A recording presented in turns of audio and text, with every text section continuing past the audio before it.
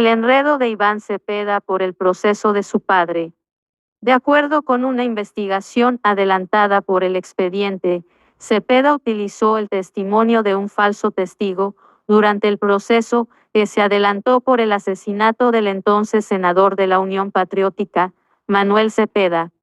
De acuerdo con una investigación adelantada por el expediente, Cepeda utilizó el testimonio de un falso testigo durante el proceso que se adelantó por el asesinato del entonces senador de la Unión Patriótica, Manuel Cepeda.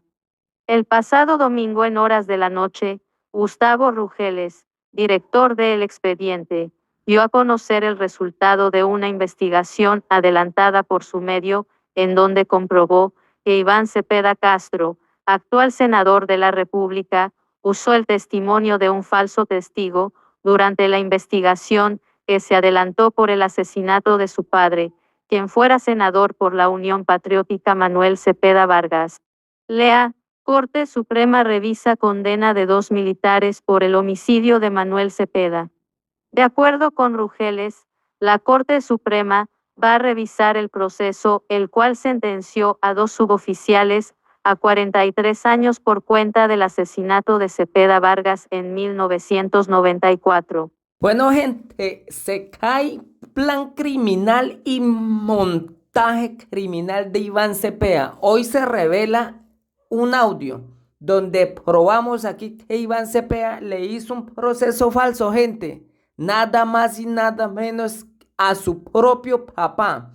Este asesino y criminal le armó un proceso falso a su propio papá para robarse recursos del pueblo colombiano. Hoy, un principal testigo denuncia que Iván Cepeda le ofreció prebendas para que éste declarara falsamente contra 2 militares que habían disque asesinado a su papá para que estos fueran condenados y una organización internacional condenara al Estado colombiano a pagarle una millonaria a este asesino criminal. Revelamos aquí, gente, el audio donde el principal testigo dice que fue Iván Cepeda, el ELN y las FARC quienes lo inducieron a hacer este falso proceso para inculpar a las fuerzas militares del asesinato de su propio papá. Recordemos, el papá de Iván Cepeda era miembro del grupo terrorista de las FARC. Iván Cepeda buscó falsos testigos para armarle un proceso falso a su papá. Esto no es de extrañar, gente. Entonces, si Iván Cepeda fue capaz de armarle un proceso falso a su propio papá, no digamos nada más porque esta rata es un criminal. Esta rata le hace procesos falsos a todo el mundo y consigue falsos testigos para inculpar a inocentes. Hoy los 2 militares anuncian demandas contra esta rata criminal, pero recordemos, la misma corte es la apoyadora de las FARC del ELN y recibe plata del narcotráfico. Aquí no hay justicia. Hoy revelamos estos explosivos audios, gente, y esperamos que el pueblo colombiano comparta estos audios por donde sea, gente. Dele compartir y envíelo por todas las redes para que se den de cuenta quién es el socio del guerrillero asesino Gustavo Petro, Iván Cepeda, miembro del grupo terrorista de las FARC. Hoy desenmascaramos esta rata criminal. Escuchen este explosivo audio. Iván Cepeda le hizo un proceso falso a su propio papá. Yo necesito que me ayude a conseguir los responsables de la muerte de mi papá, porque el Estado me tiene que dar una plata grande. Si yo corono esa plata, usted se va a llevar una parte de ella. Iván Cepeda se acostumbró a visitar las cárceles del país desde muy joven en busca de los testigos que le sirvieran para construir su demanda contra el Estado colombiano por la muerte de su padre, Manuel Cepeda Vargas, militante comunista y presidente de la Unión Patriótica. El entonces senador cayó asesinado el 9 de agosto de 1994 en el barrio Banderas, en Bogotá, hecho por el que hay 2 oficiales del Ejército Nacional condenados a 43 años de cárcel y el Estado tuvo que pagar casi 1.000 millones de pesos a su hijo, el hoy senador Cepeda. La CIP que declaró el homicidio como crimen de Estado y en agosto de 2011 el ministro del Interior, Germán Vargas, pidió perdón a nombre del Estado y de los oficiales condenados. Eso era lo que se sabía del caso, pero la verdad histórica y judicial podría dar un giro gracias a un testimonio hasta hoy desconocido que publica en exclusiva el expediente y formará parte de una documentada denuncia que interpondrá el equipo jurídico de Ervin Hoyos. Los cargos son por presunto falso testimonio, fraude procesal y concierto para delinquir. La confesión es del soldado profesional Elcias Muñoz Vargas, quien en el año 2007 le contó a un juez de la República en la ciudad de Neiva que en 1998 Cepeda lo buscó y él le ofreció beneficios para que inculpara a los suboficiales Justo Gil Zúñiga Labrador y Hernando Medina Camacho. El proceso se llevó en el juzgado tercero penal del Circuito Especializado de Bogotá bajo el radicado No. 5393-3. El entonces activista de derechos humanos, quien dictaba charlas en las cárceles, necesitaba que algún agente del Estado fuera declarado culpable para proceder con su denuncia contra el Estado ante la CID, persiguiendo una reparación económica. Los suboficiales Justo Gil Zúñiga Labrador y Hernando Medina Camacho acaban de presentar recurso de revisión de la sentencia que dejó en firme su condena con base en la declaración de reconocimiento de falso de testimonio. Los denunciantes y el periodista Ervin Hoyos le solicitarán todas las garantías al fiscal general de la Nación Francisco Barbosa y a la procuradora Margarita Cabello. La información también será puesta en conocimiento de la Comisión Interamericana de Derechos Humanos CID. El audio.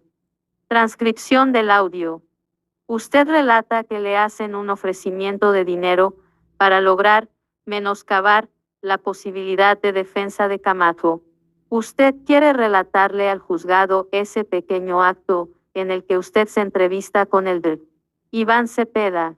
Menos sí. Con referente a esto, yo quiero ser claro y de pronto quiero también en este espacio. Y la verdad en este hecho es que en alguna oportunidad, estando yo recluido en la cárcel Modelo de Bogotá, conocí un tipo de esos que aquí en la Modelo me sacaron a la Fiscalía Regional en varias ocasiones. En una ocasión de esas el fiscal que nunca pude ver porque me hablaba por medio de estos micrófonos. Y me manifestó que yo estaba corriendo peligro en esa cárcel, que, si yo no tenía conocimiento de ello, yo le dije que no, pero que si él tenía conocimiento de eso me ordena una seguridad. Ellos me ordenaron una seguridad y me trasladaron a un sitio, que le llaman de máxima seguridad, donde se encontraban algunos comandantes del ELN, de las FARC, algunos integrantes del cartel de Medellín. Allí conocí a un señor de nombre Alfredo. No recuerdo el apellido, comandante de la FARC de alto rango, y el señor Felipe Torres. Fue ahí como yo llegué a ese sitio, porque ellos conocían ya la situación mía y nos ingresaban al pabellón. Ellos tenían conocimiento de todas las personas que iban a llegar hasta ahí y eso era manejado por ellos. Entonces, a raíz de eso, por el medio que yo sentía de que no me recibieran ahí y me devolvieran al patio donde estaba y de pronto me fuera a pasar algo, nos fuimos relacionando con referente al proceso. Entonces ellos me refiero al Sr. Alfredo y al Sr. Felipe Torres y a un abogado que había de ellos, ahí recluido, me indujeron mucho a que yo me afirmara en lo que había dicho, que siguiera afirmando en todo eso, porque yo le comenté al Sr.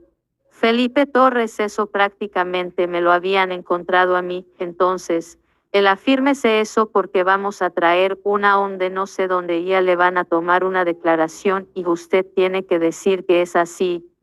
que haga lo que usted dijo, ya eso está, y afírmese en eso, y así fue, me brindaban comida, me brindaban beneficios. Y ahí fui trasladado a la cárcel de Neiva. Ahí conocí a un señor que era médico, pero él presta los servicios como enfermero en la cárcel y yo tenía muchos problemas con la atención porque he venido padeciendo de un problema de la presión de la sangre. Y de pronto un poco del corazón, me estaba haciendo el chequeo y el recuerdo que estaba conmigo cuando tuvo conocimiento del proceso en el cual yo me encuentro y llegamos a la conclusión y el tipo dijo, hermano, usted conoce muchos militares, voy a traerle a un amigo que... Es una situación bastante delicada, yo no le puse mucho pecho a la cosa, como a los 3 meses llegó un sábado el hijo del senador, Cepeda, Iván Cepeda, al pabellón donde yo me encontraba, yo no lo conocía. De pronto ingresó un sábado y un señor barbado ahí y otros muchachos y un abogado entonces vino a hablar conmigo y se puso a hacerme preguntas referentes al proceso. Yo necesito que usted me colabore con esto. Yo necesito que usted me ayude a conseguir los responsables de la muerte de mi papá, porque el Estado me tiene que dar una plata grande. Si yo corono esa plata, usted se va a llevar una parte de ella, pero como yo no conocía bien la situación. A los pocos días, bueno, él se fue y que volvía a los 5 días. Vino una fiscal de Bogotá y un fiscal de Bogotá a la cárcel de Neiva, que si esto no estoy diciendo mentiras, debe estar registrado en las entradas del personal que ingresa a una cárcel. Vino una señora fiscal que se llama o se llamaba, no sé si vive o no, Socorro, creo. Ella trabajó en el CRI de aquí de Neiva y fue cuando yo me enteré del accidente que había tenido el señor Zúñiga con una pistola que se le había disparado a la y se le había muerto una hija de él. Entonces esto sirvió para yo relacionar el problema. Y yo relacioné el problema Medina y Zúñiga para que ellos fueran enjuiciados por esta cuestión. Yo le dije a Cepeda que era Medina y Zúñiga sin saber, sin tener conocimiento. Entonces Cepeda dijo afírmese a eso y trajo la gente de Bogotá. Y yo di la declaración. Yo se la hice y esa declaración valió para la captura de ellos. Les pusieron a la picaleña en medio de la... Pero, ¿quién? No. Le vamos a dar unos beneficios, una tercera parte, una sexta parte y nunca se dio el resto. Le pedí que me llevaran a la audiencia y no me llevaron, cuando me dicen que los señores están condenados a 42 años. ¿Usted recuerda? ¿Qué dijo? La verdad, doctor, yo no puedo decirle a usted si me acuerdo. De todo. De lo que dije en ese momento, no lo recuerdo mucho. ¿Qué recuerda? Usted iba con frecuencia al batallón.